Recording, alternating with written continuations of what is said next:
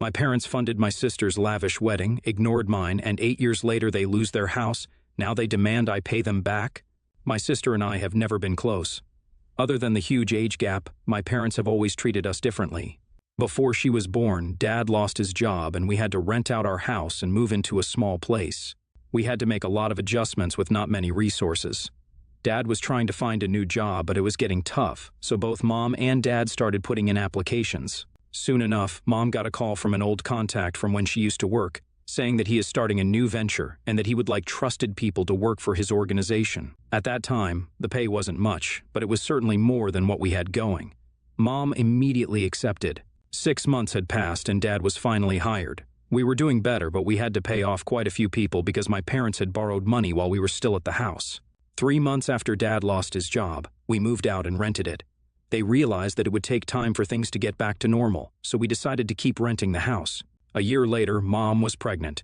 Things had settled down now, but they decided that rent money would help cover the expenses for my mom and the baby. For the time being, we moved into another slightly bigger apartment. My parents knew the value of money now, so they were careful with it. In all this time that had passed, my communication with my parents had turned to hi, good morning, and bye. They were so worried about money that it was all they talked about. The first time we shifted, I used to wait for them to come back. First, it was only Dad who came back late, then it was Mom. When they were back home, they were so tired that they wouldn't even glance at me. If I tried talking to them or going in for a hug, they would get irritated and push me off.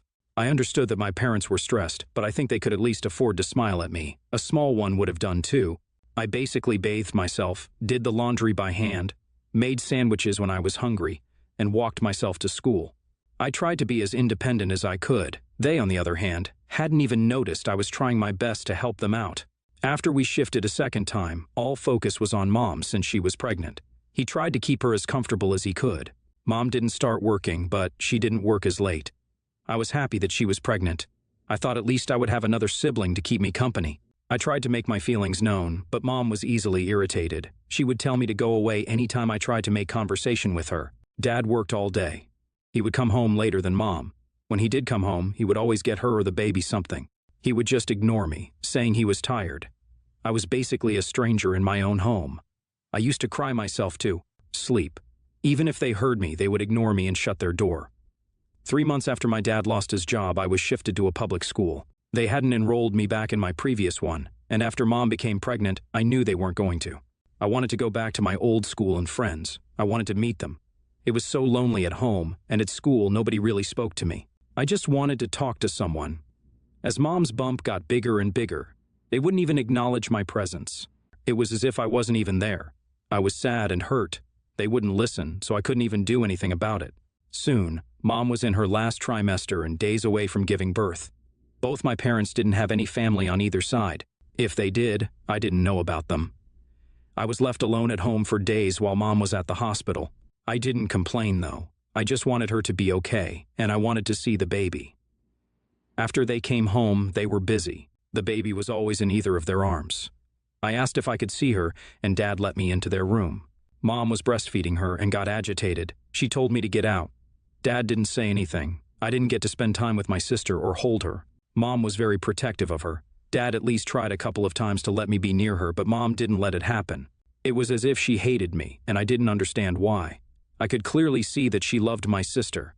A few months after Mom was able to recover, my parents decided to move into the house we owned.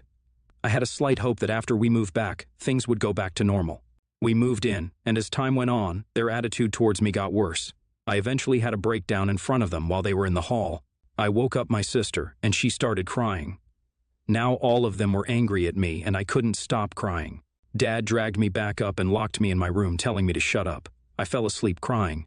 They didn't want me, and I realized that though they owned a house, it wasn't very big. It had only 2 bedrooms, so they put me in the attic to make room for my sister.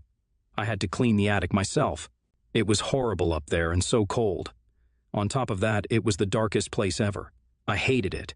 There was no wiring in there, so there was no possibility of light. I would go up there, and when my parents had gone to bed, I would go back down and sleep on the couch. They had caught me a few times, but didn't really care, as long as I was out of their way.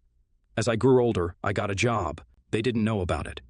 My first check, I wanted to get them something in hopes that they would like me, but I wasn't that naive and talked myself out of it. Instead, I just collected it. I didn't buy myself anything either. Soon enough, it was time for university. Though I had little money, it wasn't enough to cover the university fees, food, and living costs. I tried bringing it up, but they clearly declined, saying they didn't have much. They were even surprised I had brought up university. All their focus was on my sister, and I didn't blame her for that. Even growing up, she wasn't rude to me. We didn't talk, and I didn't hold a grudge either. It was useless. My parents hadn't let us bond, and even when she would come to me when she was younger, or I would go to her, it would be too much drama, and I couldn't take the heat. It was better that I stayed away. They acted as if I would harm her. I had to suck it up, though. My only chance of going to university was if I got sponsored by a full scholarship. I was a smart kid. I was hoping I would get it. I used to go to my neighbor's house and use his laptop. He was new to the area and had a daughter. She was a year younger than me. I applied for a whole lot of scholarships. I managed to get into a good university, but I couldn't get a full scholarship. I had to cover my own living and food costs. The university was 2 states away, but I knew I could get there. I managed to get in contact with the cafe owner and ask for work. She was an older lady and was very sweet. Apparently, she had been there for quite some time. Soon after I moved there, my parents didn't really care. If I hadn't told them, they wouldn't even know I was gone. I didn't know where I was going to live, as everything was very expensive and needed a down payment. Once I got there, I asked the owner of the cafe, who was an old lady, if I could crash there while I found myself a place to stay. She took pity on me and told me there was a room upstairs where she stayed, and I could stay with her, but she would cut it off my paycheck. I was honestly just happy I didn't have to sleep on the streets. I had very little cash left, and I didn't want to spend it on a motel. While there, I took on a few more jobs in my free time. The old lady was clearly worried about me, which surprised me. I hadn't seen that expression directed at me in so long. Slowly, I settled down. I got through university and managed to land a position through pre-placements. That was probably the first time I bought myself remotely expensive clothes. It was for the interview. My worn-out hoodie wouldn't do. After I got my offer letter, the first person I told was the cafe owner. She had helped me out when I needed my parents to. I would always be grateful to her for that. She was rejoicing with me. She hugged me and kissed me, telling me that she was so proud of me. I cried that day. She had become family to me, and I loved her. She helped me move after I graduated. I needed to find a place closer to my job, and she came with me to help me decide. Even after I got settled there, I went down at least once or twice a month to visit her. We spoke regularly. I had tried to keep in contact with my parents, but they never answered my calls, not even once. Sometimes my sister would pick up, but it would be an awkward conversation. I eventually stopped calling them. While working there, I made friends. I was an introverted person, but they made an effort to talk to me. They would invite me when they would go out. I would usually decline, but sometimes they would convince me to go. About a year later, the company had given out free tickets for a mini vacation. We could take one person along. I decided to use my vacation days, which I had never used before, and take the only family I knew of, which is the old lady. I called her Auntie. She wasn't old enough to be called Grandma. She had asked me to take somebody else, but I insisted on her coming. All my friends were at the company, and they all had trip tickets. They had asked me who I was bringing along and wanted to meet her, so we planned to go on vacation together. Funnily enough, she was an extrovert and got along well with them. I was still a shy person, and they would drag me around wherever they went. On that trip itself, a guy approached me. My auntie was squealing when that happened and made me go with him. He was visiting here too. I have to give her credit. The man I met there is now my husband. He lived about half an hour from where I worked. When we got back from the trip, he called me up and asked me out. He was a patient man. We dated for 2 months. We're in a relationship for 3 years and now have been married for 4 years. I had invited my parents and sister to my wedding. All of them were a no-show. My then fiancé was aware of my past. He was really angry about what happened. He didn't even want to invite them. A year or 2 later, my sister got married. I was not invited, and that's okay. I saw a few pictures online and congratulated her. It was a lavish wedding. She was around 21 or 22, so I knew she couldn't afford it. Our parents had to have paid for it. I didn't mind. I had moved on and was happy with my life. I was pregnant with our first child, and my husband was elated. He was so excited. His parents had become my parents, and my aunt visited frequently too.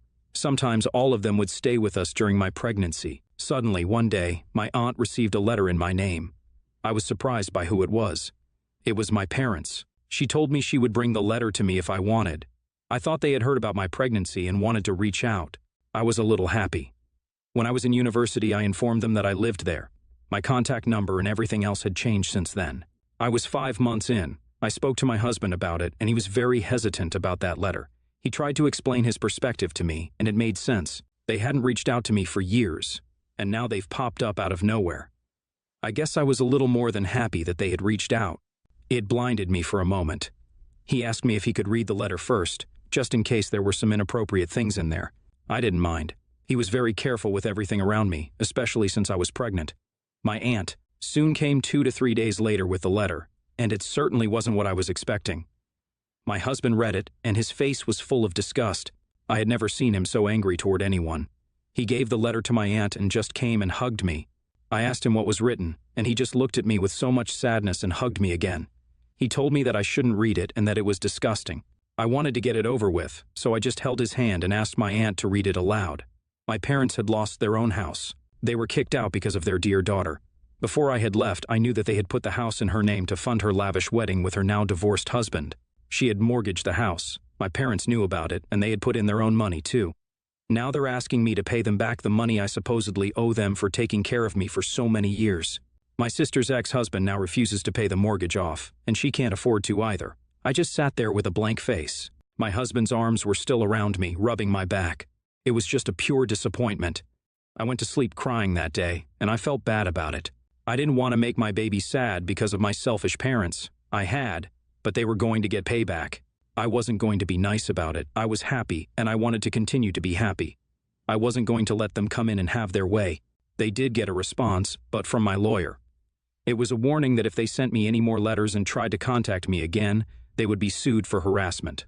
They also got another letter attached from my lawyer informing them of child neglect.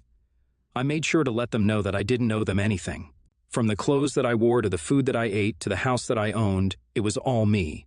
Sure, after I got married, it was both me and my husband's hard work and efforts, but before that, I worked and put myself through school and college all by myself. I landed a job and got promoted because of the hard work that I put in. They weren't here for any of it. They neither supported nor paid for any of it. Also, the scraps I made sandwiches from and their leftovers that I barely ate didn't count as food or care, so I owe them nothing. I also told them that they contacted the wrong child.